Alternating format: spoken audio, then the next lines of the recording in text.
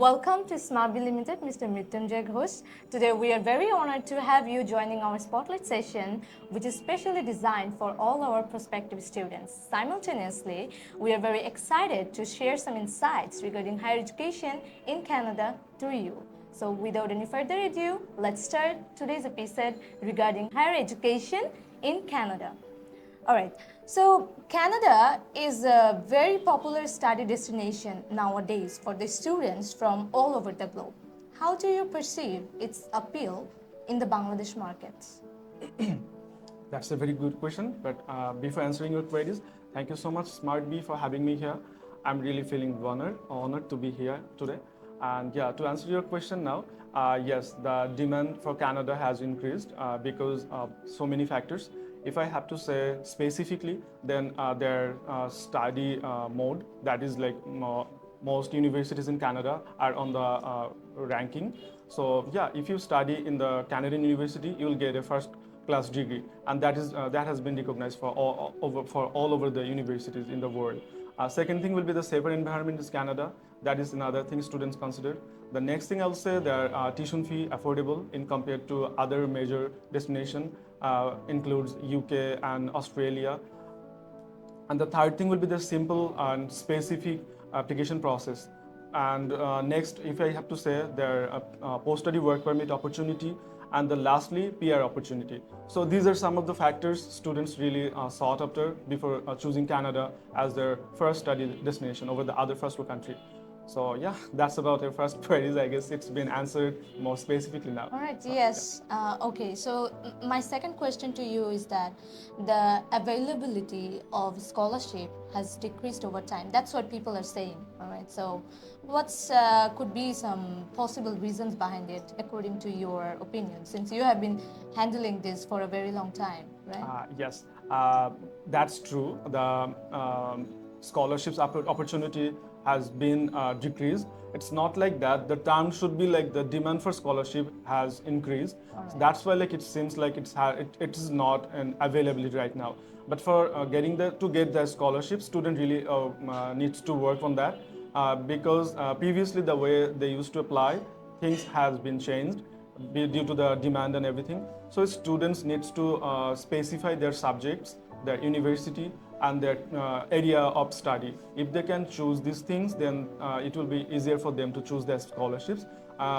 Nextly, like if I have to add more, then they can consider their application process, like not sending the same application for all the scholarships, because that has to be customized. That person who will be judged their scholarship based on the application, he or she needs to convince with that scholarship. So that has to be customized. And there are so many other factors. Maybe we need a more discussion on that. But to be specific, these are some specific factors students can consider for scholarships. Like they can actually think of, if they think of a Canadian scholarship in their current studies. All right, so you want to say the scholarship or the availability of scholarship has not actually decreased, but the demand has increased. Yes, yes. Right. Okay, Mr. Joy, could you please enlighten us about 3 frequently asked questions? First one I would like to ask is the offer letter. How long does it usually take to get an offer letter from Canadian University? Yes, that's a very sought after question for me as well. To specify that, there are some category, like for the most sought after university, it usually takes 3 to 4 weeks. And you can say more than that, maximum it takes like 2 months, you can say. And then there is something which is like the category 2, which in that category I will put some universities which are like affordable tuition fee and easy entry requirements. So in that sense, that university will take 2 to 3 weeks max. Depends on the profile, it can takes them maybe more than a month. And apart from that, there are some other university, like most specialist university. For them, it will take like uncountable time, because that is something depends on the student's profile. And there is something like private institutions you can consider there, private university, private colleges. Normally, they have the tendency to deliver the offer letter within a day or two. So that's about your offer letter turnaround thing right now for Canada. Second one is the visa rejection. That has significantly increased. What's your opinion regarding that? Yeah, that's really right. Like in terms of South Asia market, the visa rejection has really increased over the last years. It is now 40%, and there are some things which we need to understand when we're applying for visa. When see for Canada, study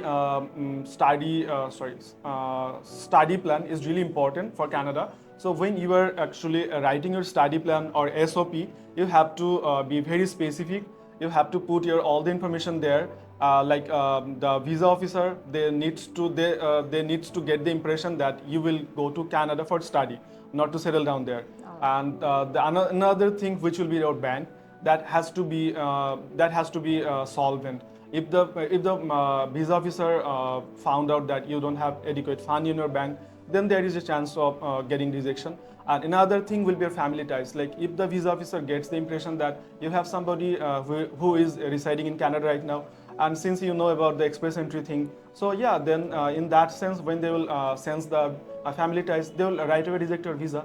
So these are some factors you can say the visa rejection really increased. So the student Needs to show that he or she has a strong connection to the home country, and he will be returning back anyway. Yes. And their plan for the future will be mostly their home country centric. Like after completing that program, they'll come back to their country, and yeah, they'll focus on their family and everything. So that has to be And will do maintained. something effective for his or her home country. Yes, All right. yes. And my third question is the bank statement. Yes. Like how much money a student needs to have in his or her bank account, to start the visa for. Okay. Canada. Yeah, that's a very good question, because that is something we really most of us don't know. Mostly, what we actually expect for Canada for living and accommodation, the fees will be like 10,000 Canadian dollar per year. From the 1st January 2025, that amount has increased from 10,000 to 20,635. So that amount that has to be in the bank. Additionally, they will add like 5,000 as their other expense. And there is another thing which is like the first rate of tuition fee for their university and colleges.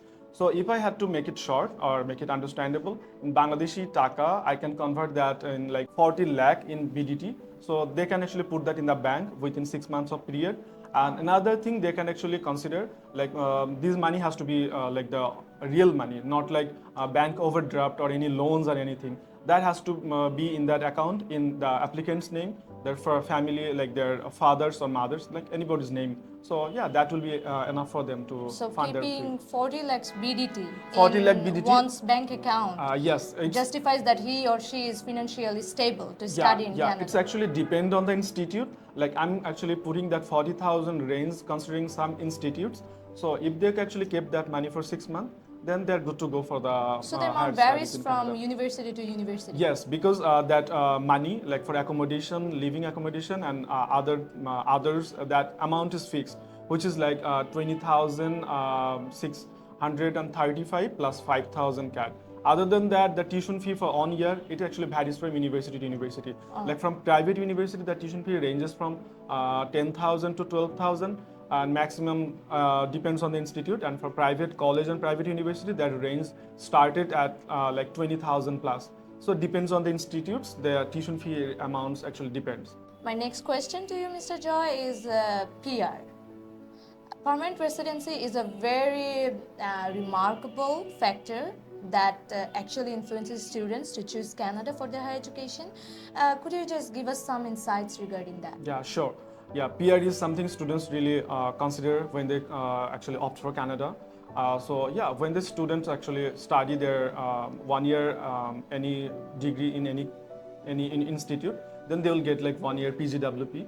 And the second thing will be when the study duration increases from 1 year to 2 years or more than that, that time their their PGWP will increase to 3 years. So yeah, after studying any specific program, the student will have 1 to 3 years. Based on that time, they will be able to apply for PR. So, like if I had to sum up, within 1 year, they are eligible to get the PR, and that is very specific and falls under direct Canadian PR system. Could you please provide some information about intake abroad? What are some exciting, exclusive offers or opportunities that you have for Smart BeeE students? Yeah, why not? Intech Abroad is an aggregator, like B2B company. It's a Canadian company. And we have all the top ranked universities around the world. We're currently covering 14 destinations, including Canada. And for Smart BeeE and my Intech Abroad's other partners, we have some exciting opportunities. For that, you have to come to Smart BeeE and my other associates to get to know them. But in general, if I had to say, we have 3 colleges in Canada that is in the top destination in Canada. We're covering most of the popular destination in Canada. We're offering subjects like business, early childhood, hospitality management, personal support worker, education therapy, and gerontology. These are the subjects we're offering from our exclusive colleges. And the entry requirements are kind of relaxed. We do accept study gaps. We are accepting ESL program for the MY students. Is just the colleges or universities too? For the colleges, I'm saying, because we have some other universities as well. And for the universities, students needs to go through the spot assessment thing and everything. Other than that, for our exclusive colleges, we're accepting IELTS, TOEFL, PTE. And for IELTS, the overall mark is 6 overall. Low band low band is like 5.5. For PT, it is 56 by 51. For TOEFL, it is 80 by 20. We do accept home edition for IELTS, TOEFL, and PT, depending on our institutions. And for our students, we do release the offer letter within 24 days. And yes, we have some other exciting opportunities. For that, student has to come to our associates, especially in Smart BeeE.